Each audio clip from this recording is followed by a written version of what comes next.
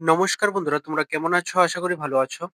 তো তোমরা যারা ক্লাস 10 অর্থাৎ মাধ্যমিক এক্সাম দিয়েছো এবং তোমাদের ক্লাস 10 এর পরে ইঞ্জিনিয়ারিং এর দিকে ডিপ্লোমা করার ইচ্ছা আছে, বা তোমরা যারা অলরেডি ডিপ্লোমা ইঞ্জিনিয়ারিং এর জন্য প্রিপারেশন নিচ্ছ, তোমরা অবশ্যই জেনে থাকবে যে প্রত্যেক বছর তোমাদের ডিপ্লোমা ইঞ্জিনিয়ারিং এন্ট্রান্স টেস্ট হয়। ঠিক আছে? তো প্রত্যেক বছরের মতো এবছরও তোমাদের এই এক্সামটা হবে। তো ডিপ্লোমা ইঞ্জিনিয়ারিং এন্ট্রান্স টেস্টের নোটিশটা এসে পড়েছে। তো তোমাদের আজকের ভিডিওতে তোমাদের যে নোটিশটাতে কি কি বলা হয়েছে, কবে তোমাদের অ্যাপ্লিকেশনটা সাবমিট করতে হবে এবং তোমাদের কিভাবে ফিল আপ করতে হবে, ঠিক আছে, এবং তোমাদের এক্সাম প্যাটার্ন, গাইডলাইন্স কি রয়েছে, ঠিক আছে, সবকিছু তোমাদের আজকের এই ভিডিওতে বুঝিয়ে দেওয়া হবে। ঠিক আছে, নোটিশটাতে বলা হয়েছে। তো তোমরা স্কিপ না করে ভিডিওটা দেখতে থাকো। আর তোমাদের কোন কোন কলেজে কি ব্রাঞ্চ রয়েছে, ইঞ্জিনিয়ারিং এর ক্ষেত্রে কি কি ব্রাঞ্চ রয়েছে, তোমাদের কিন্তু এই নোটিশটাতে বলা হয়েছে। তো তোমরা স্কিপ না করে ভিডিওটা দেখতে থাকো। ঠিক আছে? তো এখন স্ক্রিনে তোমরা দেখতে পাচ্ছ নোটিশটা। এখানে দেখো কি বলা হয়েছে। Central selection committee 2026, education, higher department, government of Tripura, educational notification for DEET 2026, অর্থাৎ diploma engineering entrance examination Tripura 2026। এখানে দেখো কি বলা হয়েছে ডিটেলস, এখানে কিন্তু নোটিশটাতে কি বলা হয়েছে দেখো। Online application in prescribe forms available in, এখানে যে ওয়েবসাইটটা দেওয়া হয়েছে সেই ওয়েবসাইটের লিঙ্ক আমি ডিসক্রিপশনে দিয়ে দেবো। আর invited for from the eligible students for admission in 3 year diploma engineering course for academic session 2026 to 2027। ঠিক আছে? তো এখানে তোমাদের বিভিন্ন কলেজগুলির নাম দেওয়া আছে।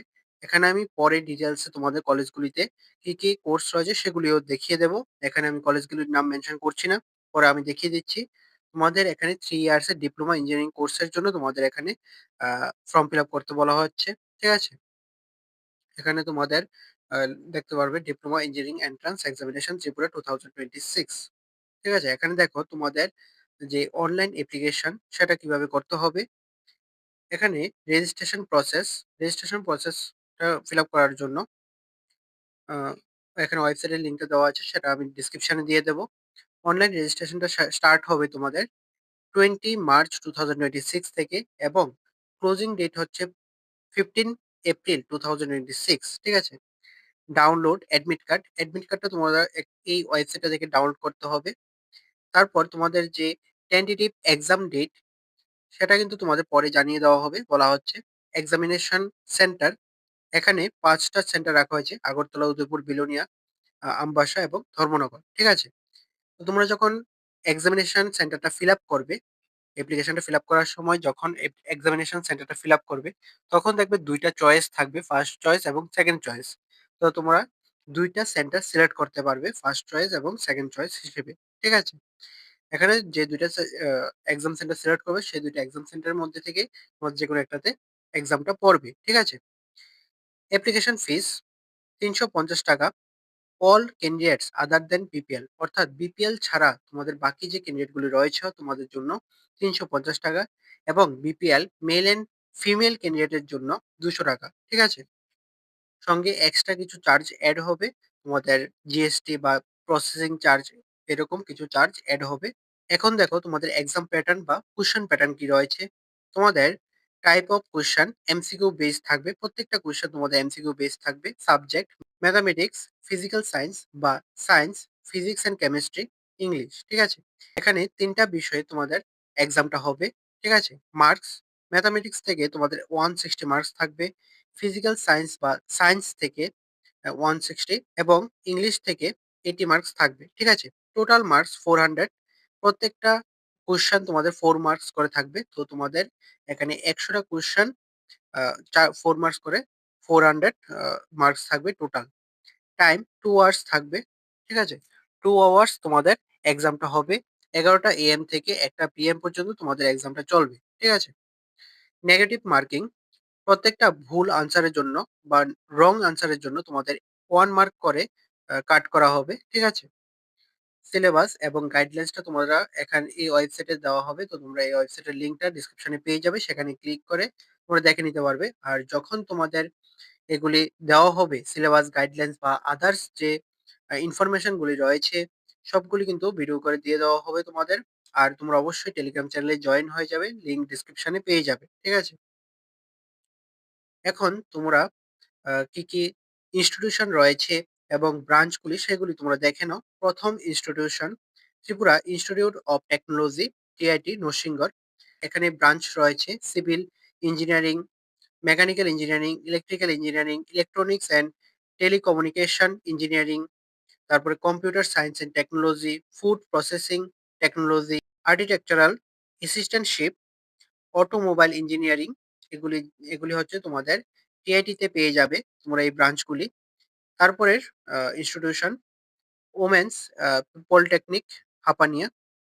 এখানে ব্রাঞ্চ রয়েছে information technology, medical laboratory technology, fashion technology, computer science and technology, electronics and communication telecommunication engineering. ঠিক আছে? তারপর ৩ নম্বরে রয়েছে Dhalai district polytechnic Ambassa. Civil engineering রয়েছে। তারপরে electrical engineering, electronics and telecommunication engineering. ঠিক আছে? ৪ number Gomati district polytechnic Udaipur. Civil engineering, electrical engineering, computer science and technology. ঠিক আছে? তারপর রয়েছে ৫ number north Tripura district polytechnic Dharmanagar. Civil engineering রয়েছে, mechanical engineering, electronics and telecommunication engineering রয়েছে। ৬ number TTAADC polytechnic institute Khumulwng. Civil engineering রয়েছে, mechanical engineering এবং electrical engineering রয়েছে এটাতে। ঠিক আছে? ৭ number central institute of petrochemicals engineering and technology. ঠিক আছে? আগরতলা। এখানে রয়েছে plastics technology, plastics mould technology. ঠিক আছে? ৮ number techno college of engineering Agartala.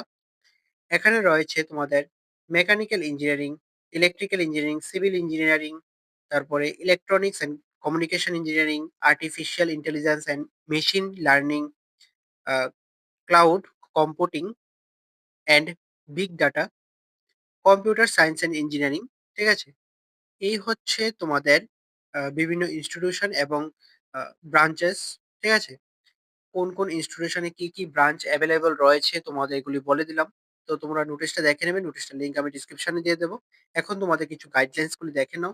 প্রথমত তোমাদের এই এক্সামটা দিতে গেলে তোমাদের পার্মানেন্ট রেসিডেন্ট অফ ত্রিপুরা হতে হবে। ঠিক আছে? অর্থাৎ তোমাদের পিআরটিসি থাকতে লাগবে। তোমরা অবশ্যই ওই মাধ্যমিক পাস আউট হতে হবে। ঠিক আছে?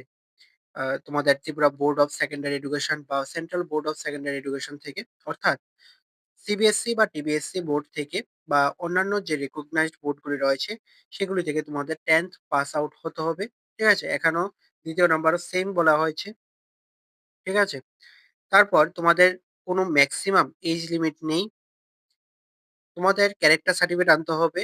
তোমরা যখন লাস্ট এক্সামটা দিয়েছো, মানে ক্লাস 10th এর এক্সামটা দিয়েছো, তখন তোমাদের এইচএম থেকে, সেই স্কুলের এইচএম থেকে বা প্রিন্সিপাল থেকে তোমাদের ক্যারেক্টার সার্টিফিকেটটা আনতে হবে। তোমরা ক্যারেক্টার সার্টিফিকেটটা ইস্যুড উইদিন 6 মান্থ, 6 মান্থের ইস্যু থাকতে লাগবে। ঠিক আছে? তো তোমাদের যখন ফিজিক্যাল ভেরিফিকেশন হবে, ডকুমেন্ট ভেরিফিকেশন হবে, তখন তোমাদের ফিজিক্যালি উপস্থিত থাকতে হবে। ক্যান্ডিডেটসদের ফিজিক্যালি উপস্থিত থাকতে লাগবে। ঠিক আছে?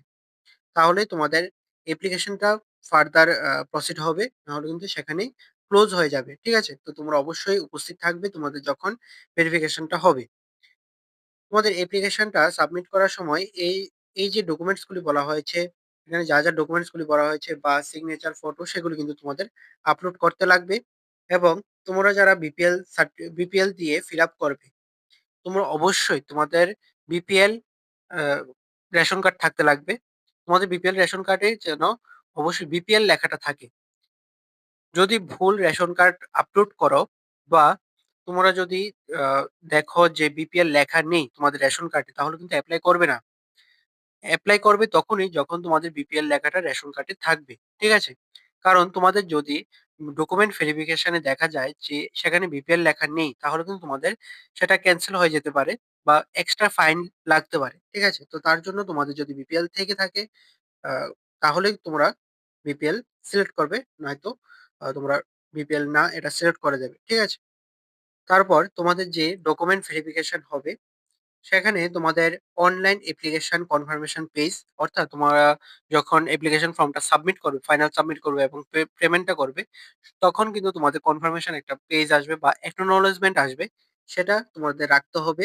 প্রিন্ট আউট করে নিয়ে যাবে। ঠিক আছে? ডকুমেন্ট ভেরিফিকেশনের সময়, এবং তোমাদের সমস্ত ডকুমেন্টসগুলির ফটোকপি, অর্থাৎ জেরক্স কপি নিয়ে যাবে। সঙ্গে অরিজিনাল ডকুমেন্টসগুলি কিন্তু নিয়ে যাবে। ২-৩ কপি ফটো নিয়ে যাবে, পাসপোর্ট সাইজ ফটো নিয়ে যাবে। তোমরা যারা পিডব্লিউডি ক্যান্ডিডেট রয়েছে, তোমরা অবশ্যই পিডব্লিউডি সার্টিফিকেট, অরিজিনাল সার্টিফিকেটটা নিয়ে যাবে। এবং তোমরা যারা ২০২৬ সালে, অর্থাৎ এই বছর তোমাদের ক্লাস 10th অর্থাৎ মাধ্যমিকের এক্সাম দিয়েছো, তোমরা কিন্তু সেখানে ফিল আপ করতে পারবে।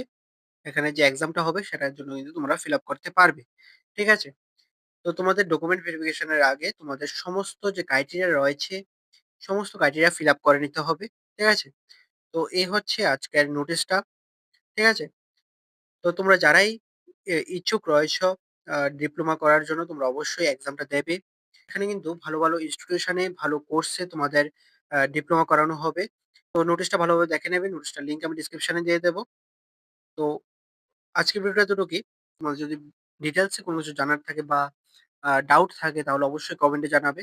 আমি তোমাদের আনসার দেওয়ার চেষ্টা করব। তো ভালো থাকবে, সুস্থ থাকবে। দেখা হচ্ছে পরের একটি নিউ আপডেট নিয়ে।